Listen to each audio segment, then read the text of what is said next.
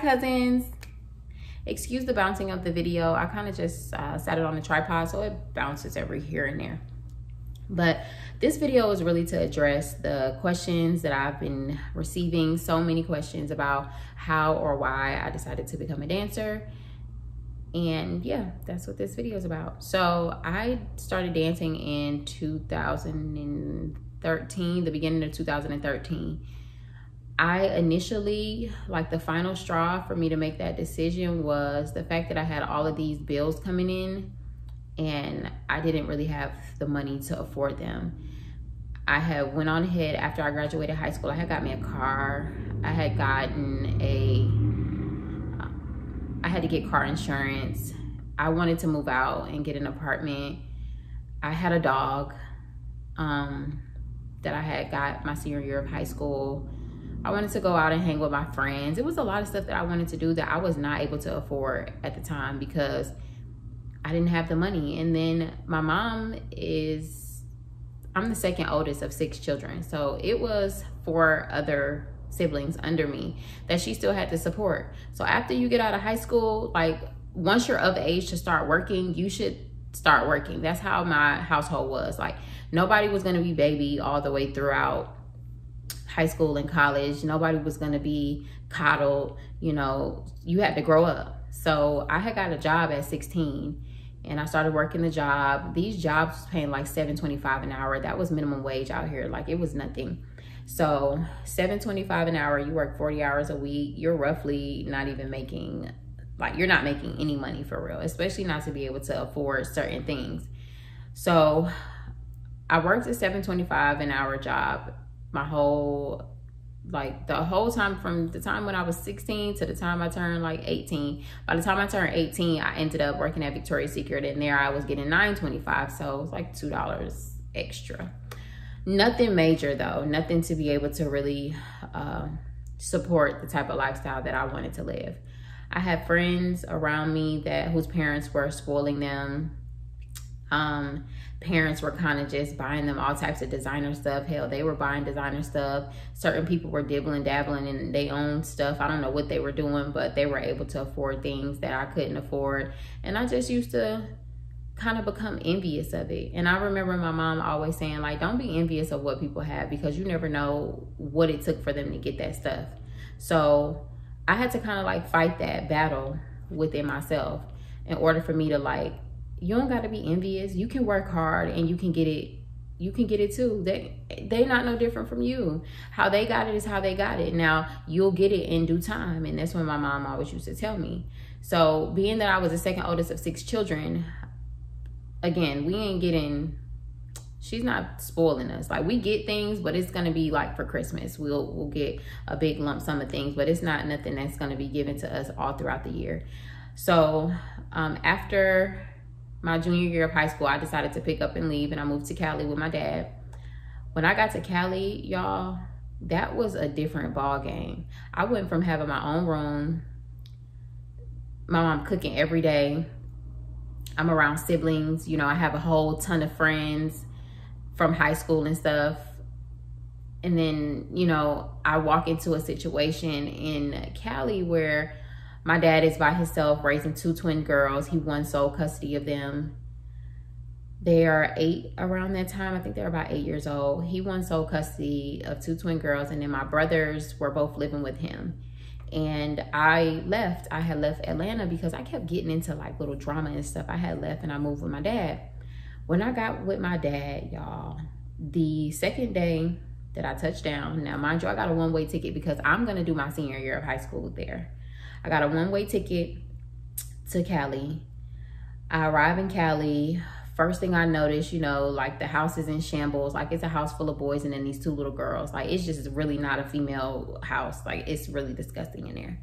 2 days after I arrive, I see a pink slip on the door.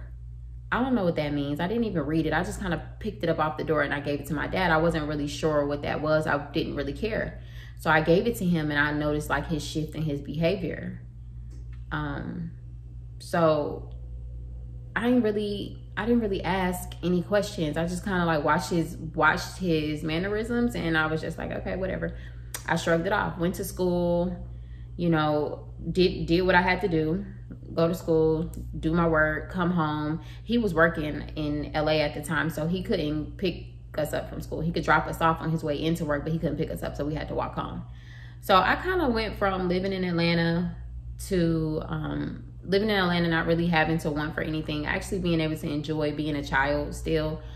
And then I was thrust into this lifestyle of me deciding that I wanted to go live with my dad and give it a try for my senior year of high school. I was kind of thrown into the fire. Like, my dad was living, it was like polar opposites. He was really struggling. But I made sure that I stayed with him throughout my whole senior year. I stayed down with my dad because I felt like I could help him in some way, especially with my twin sisters. They didn't have any role models. They didn't have anybody to look up to. So, you know, I helped them out. So fast forward, after I left Cali, after I graduated, I left Cali, I decided to come back to Georgia. And me just really seeing the way that my dad was struggling, you know, I was about to curse. But that hurt me to my core, you know, to see him struggling like that, to know that we were, you know, sitting at the gas station sometimes and we were waiting. He would like call around and see who could send him $20 just so we could get gas to move through the city. Just, you know, it was a time where I had come home from school and he was literally sitting on the couch looking up at the ceiling. And this is after I had found out that we were about to be evicted. The fact that he was just sitting there stuck, you know, and he didn't have any words. He was just sitting there looking at the ceiling. And I was filled with so many emotions at that time, because it was like, what are you doing? What are you doing? You have children. Like, you got to get up and make it, you got to get up and do something. Like, why are you sitting here looking at the ceiling? And that's what it was. Our lights had got cut off. So I come home from school. Of course, it's broad daylight, but our lights were cut off. So he's just sitting looking at the ceiling. And I'm just like, you need to get up and make something shake. Like, how dare you come in here and just sit and chill and look at the ceiling? So in that moment, I was so furious because I couldn't believe that he wasn't doing anything. I couldn't believe that he was just sitting there and he was just staring, almost like he was waiting on something to drop into his lap. So, you know, that was a situation that I had never been in, you know, and I never wanted to leave my dad. I'm like, I'm not finna leave him. You know what I'm saying? Like, I'm not finna, he's going through something. I don't know what it is. I don't know how he got here. I don't know what type of karma is coming back on him. But yeah, like that wasn't cool, you know. And then my little sisters, they're thrown into this. They have no choice. Like, they can't decide if they want to live or I mean, leave or stay. Like, they don't have a choice. So it's just kind of like, that really hurt me. So my whole senior year, like, I never had a bed my senior year of high school. I slept on an air mattress, a twin size air mattress that I had got from Walmart. We didn't really have much, you know. We had each other, and that was just living with my dad. So it was like night and day from living with my mom to living with my dad. And I know my dad's getting older, you know, I know my parents were getting older. And at the time when I was going through that, I never thought of dancing. All I kept saying was, you know, I'm gonna end up being in a position to where my dad and my mom don't ever have to go through things like this. You know, I'm gonna be good enough one day to where we don't have to deal with this anymore. Like, I'm gonna be the one to make a difference. I'm gonna be the one that's gonna, you know, make sure my parents never have to lift a finger if they don't have to. I'm gonna buy my parents a house. I'm gonna make sure that we don't ever have to go through this again, because that experience was something that completely changed me, and it changed me for the better. It made me stronger. You know, it thrust me into being an adult way early. I had to do things that I probably wouldn't have had to do if I was living with my mom. Like, my mom and my stepdad, they were handling everything. But when I moved with my dad, it was like, once we got evicted, I had to figure out, I couldn't live like that. But it was hurting me to my core. But it also was like, I wasn't gonna give up. Like, I just didn't have it in me. I didn't have it in me to give up. It was like, girl, you better, what you gonna do? Like, so I would call my mom and ask for, you know, money. I wouldn't be as vocal with her about what was going on, because I know my mom probably would have tried to get me on the first thing smoking back, but it was bigger than that, you know. And I had my little sisters, and they were looking up to me, and I was holding on to them, because I'm like, y'all, we got to get this together, you know. Schoolwork is failing. They getting N's and U's. They're bringing N's and U's home. I'm trying to discipline them, you know, but I'm still trying to discipline them, but having to not do it as much, because I don't need the courts involved. My dad wants sole custody of them, and it was a nasty dispute, and any little thing for their mother to call call child services, she was gonna do it. So I had to discipline them, but I couldn't really do much. You know, I opted for the imaginary bench method instead of whooping them, like when they were doing things that they had no business doing.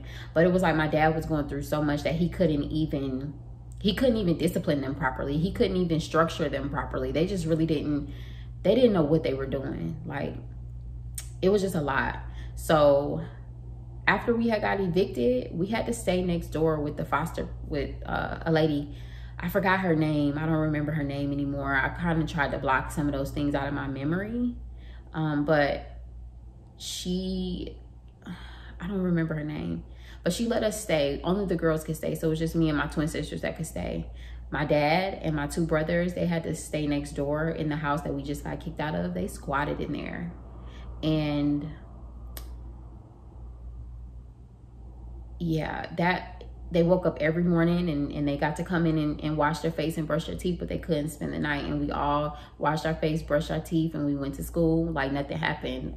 And when I was at school, I was a different person. Nobody knew that I was going through this at home. And I knew that I had an out. I knew I could go home with my mom. You know, my mom didn't live like that. Like, everybody in my mom's house was living good, and they weren't going through that. But I couldn't bring myself to leave my dad. Like, once I realized what was happening, I just felt like I could help him in some way, and I just didn't want to leave him. So my brother, who is, he and I have the same mother. He was living with my dad when I first moved there. But he was so stressed out. He used to cry all the time. He used to get upset because when I came in, I started like changing stuff up. I started implementing the rules that my mom had back at home. I started implementing those in my dad's house, and he didn't like it. He was getting upset, and then him and my dad was getting into it about stuff, you know. It was a time when it was embarrassing. Like, we didn't really have much, and you could kind of tell we didn't have much. I shared a room with my dad my senior year of high school. For that first part of me being there, I had to share a room with my dad, and then my little sisters had a room, and then my brothers had a room. So it wasn't really much for, like, we didn't have no space. So after we had got evicted out of that place, we had squatted. Well, they squatted next door. We stayed sleeping at the neighbor's house for I don't know how long, but we would go to school and act like nothing happened.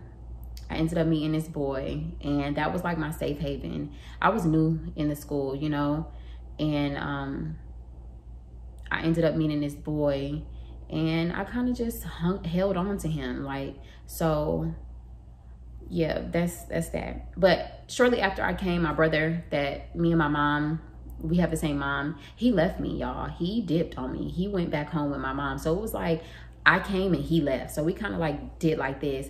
I felt good when I came because he was there. You know, if I didn't have nobody, I had my brother. So even though I had my little sisters, my brother was closer in age, and he and I both were in high school. So it was like, okay, I know I'm gonna go to this new high school, but I know that my brother's gonna be here. So when I got there, he left. So it was like we switched places. I wanted to leave so bad, but I couldn't bring myself to do it. I know my dad needed me, and I'm glad I stayed. Fast forward to getting closer to the end of the year. Well, fast forward to mid-year. I got on Craigslist every day when I was at school to find a house, because we were sleeping in the living room of a foster lady's house, and my dad really didn't have nowhere to be, and like we didn't have a home. So I was I would get on Craigslist every day and look for homes. I was calling around trying to figure out what's going on. I would get in touch with my dad and be like, hey, did you call anybody? Did you figure out if we can move anywhere? I found 3 listings. I think we should go look at them. I could tell he kind of like wasn't sure, about it, and he didn't know if he was going to get approved. Like, it was just a lot going on with my dad, and I could tell at that moment, but I was not giving up. While I was in class, I was looking on my phone through Craigslist, through Zillow. I was just trying to find a home for us. So I had found this one place. Well, we found 2 places. We went to visit. They told us how much the rent was, and he said that he could afford it. So I was like, okay, what do we have to do? So I started to help him get everything together so that we can get approved for the house. We ended up not getting approved for that house. So that kind of was a bummer. Like, I was like, dang, we didn't get approved for it. So another wave of emotions. I get back on Craigslist while I'm in school, in the middle of doing stuff. Like, I might be sitting at lunch and I'm on Craigslist kind of like looking for homes for us to live in. I found this other home. It happened to be in the same neighborhood that when my dad and his ex-wife were together, they lived in that neighborhood, but the neighborhood is so large, it was like on the other side of the neighborhood. So I found that house and I got in contact with the owner, and he was like, yeah, if you guys want to come look at it, whatever. I managed to work it out to where he didn't do a credit check. You know, I kind of just talked to him and let him know what was going on, and that we can afford it. We just need to get approved for it, but we can afford it. So we walked the house, and the house was humongous. It was beautiful. It was big. We just needed somewhere to stay. We didn't have nowhere to stay. So we met with the man. We met with the man, and my dad was very excited about it. He was very excited. He couldn't believe that I had figured it out. I'm like, listen, I'm doing work while I'm at school. I'm working and I'm still working. So we went and met with him. We saw the house. House was beautiful. My dad loved it. The man loved my dad, you know, and he loved me, of course. He just couldn't believe at the age that I was so independent and I was helping so much. And then we had the girls, and then I had my older brother. So it was like, yeah, y'all can get the house. I was so ecstatic. Like, I was so happy that we could get a house. We hugged each other. We were so happy about it. We got to move in. So we didn't have to stay with the foster parent anymore. It was like I felt so good. It was like getting a promotion at work. So we left there and we went to the new house. Like, I have a new house. I learned the address really quick. I'm like, this is where we stay. I'm gonna have friends over. I can't believe this. We got somewhere to stay. We initially go in there. We don't have no electricity. So my dad, he does something and somehow we have electricity, but I think he's borrowing power from the neighbor's house. Like, this is real life. So, and then also it was winter time, so it was cold. But what he did was put a pot on the stove, and then he let the heat rise. So we all just slept upstairs on the floor for the first couple of weeks of us living there. Next, he started to get like little furniture from here and there, you know, just little bits and pieces of furniture, but we really didn't have no furniture.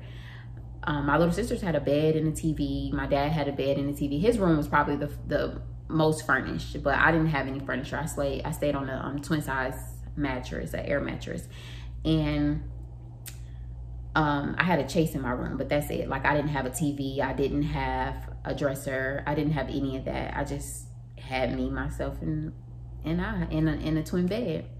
So, but I didn't see, like, I saw my friends having things, but it didn't make me sad to not have those things. The only thing that made me sad was seeing my dad sad because he can't provide certain things for us. That would make me sad, and I would just, you know, pray about it and try my best to like not even worry about it.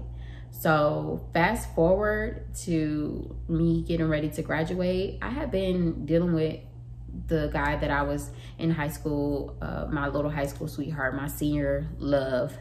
I had been dealing with him, but things had went sour, and I just started to get really depressed towards the end of the school year, and I was ready to go. I felt like I had done what I needed to do. My little sisters were in a better place, even though they weren't in the best place. They weren't accepting of my structure in the beginning, but towards the end, they started to understand why rules were being set in place because my dad couldn't do it, and he had to work. So towards the end of the school year, I had made plenty of friends. I had made just as many enemies, and I was living like a normal teenager at that point in my senior year.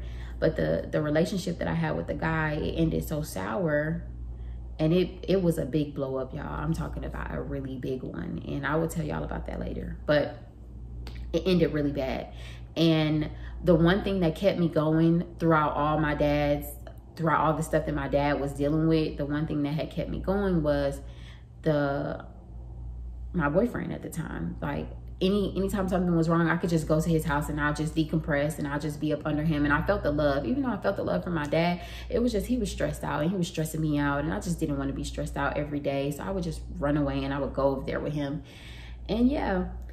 So fast forward to me moving back here, going to hair school. Even throughout all that stuff, like, the story can go on and on. It's so many different scenarios that I can give you guys about my situation in Cali my senior year. But why?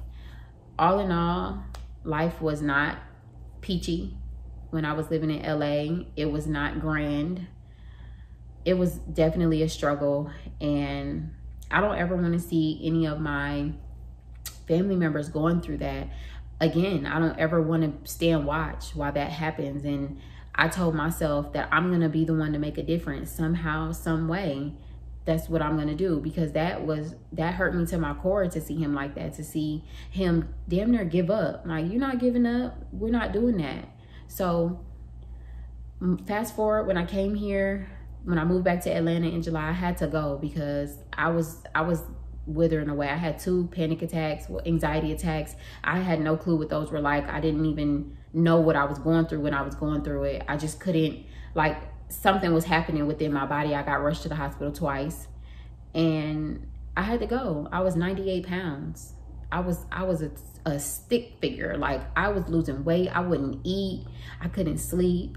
And I missed my mom. I felt like when all else fails, go home to your mom, you know, like, that's how I felt. So went home to my mom. And I started gaining my weight again, and I started working, and I wanted to go to hair school. I initially just went straight to hair school. I got here in July of 2011, and I started hair school in October of 2011. Like, I wasn't playing, y'all. I had to hurry up and get into hair school. So graduated hair school, wanted to be the best hairstylist in the world. Like, that was my goal. I'm gonna make this money. I'm gonna be the best hairstylist, and then I'm gonna make sure my daddy lives good. I'm gonna make sure my mom lives good. I'm gonna make sure we all straight. That was the goal. Didn't work out like that. I lost interest in doing hair. I lost interest in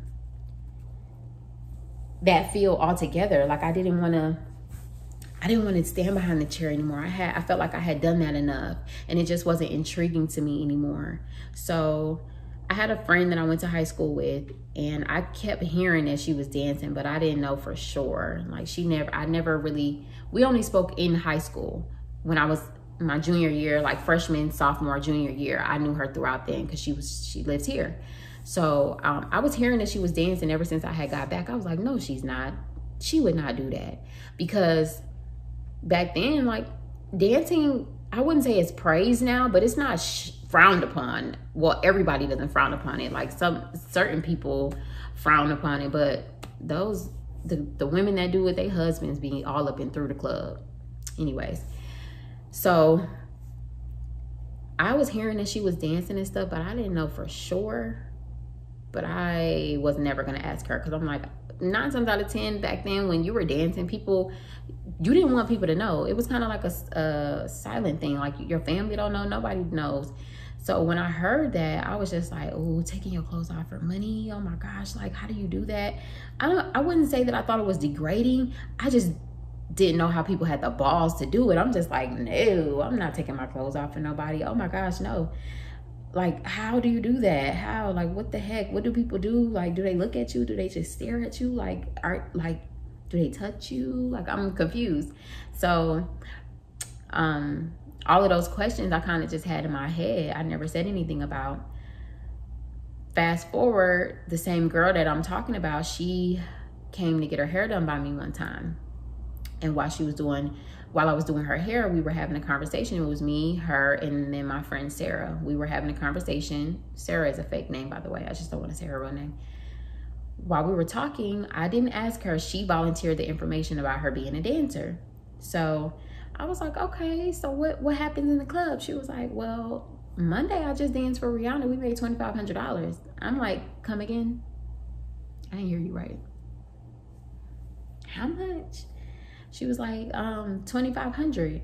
So she was, and then she said, that's normal though. We always make money like that. Now, don't get me wrong, you do have your slow nights, but for the most part, you can make you some good money.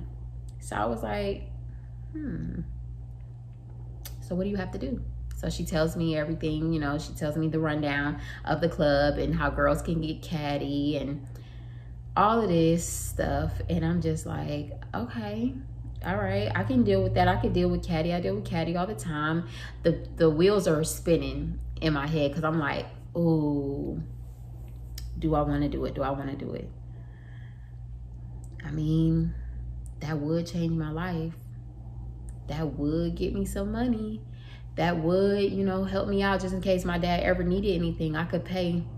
I could afford to give him the money. $2,500 in one day. Nah, like that. So I had, after we spoke, after she paid me the money that I charged her for the hair, she gave me a great tip. It was a whole bunch of ones that she paid me in. I just kind of held on to it and I thought about it and I thought about it. I talked to Sarah and she was like, girl, I mean, I would do it. And I'm just like, I don't know. I sat and I thought about it. I talked to my sister about it. She was like, no, don't do it. You don't have to do that. You can make money a different way. I talked to my brother about it. He was just like, man, you ain't got to do that, man. Because everybody was thinking the same thing about dancers then. They were like, I mean, they take their clothes off for money. Like that's degrading. That's like, and it was just like a bad thoughts that come into your head when you think about a dancer. But I didn't think like that. I was way more open to the thought of it. I wasn't afraid of, I'm not afraid of anything. So I wasn't afraid of it. It was just like, I don't know. Your girl might not be comfortable, but all in all, whatever, right? I mean, YOLO. You only live once. So yeah, for the most part, if I had to answer the question like short and sweet, why or how, well, why I became a dancer, it's because I wanted to make a difference. I wanted to be able to help my family in the long run. I know that I had the potential to be the black sheep. I know that I have strength beyond numbers in my head. And I feel like I'm different. Like out of all my siblings, I just move differently. I'm way more open-minded than a lot of my siblings. And I'm willing to work. I'm willing to do what I have to do, but still keeping my morals intact and still understanding where I came from and still having respect for myself. And because I knew that I could handle it, I just said, whatever, let me go for it, because I won't know until I try. And yeah, that's how that worked. I went through some things. We all go through things. And I figured those things weren't going to break me. It molded me to be the person that I am, the person that I continue to grow from, and I grow and I'm morphing into a different woman day by day. But that's why I decided to dance. That's how I got into this. It was one of those things. I don't regret it though. And if push came to shove and life got rough, you'll see Hazel back at the club. I wouldn't care. But that ain't where we're going, because life ain't rough and business is booming and I'm doing what I have to do. So yeah, that's how I ended up in the dancing field. I just had a conversation. And that conversation, when you combine it with the things that I was going through, yeah, that's how I ended up in that life. But I will elaborate more on the actual day-to-day well, not even really the actual day-to-day, but I'll elaborate more on like me auditioning, getting hired, and my first day at work in the next video. I'll do a part 2. So thank you for watching. I'm not gonna edit this because I done recorded it 4 times and I'm done at this point. I just wanna give y'all the real. And that's what it is. Thank you, cousins, for watching. Stay tuned for part 2 because it's coming. And yeah, I hope y'all enjoy. Bye.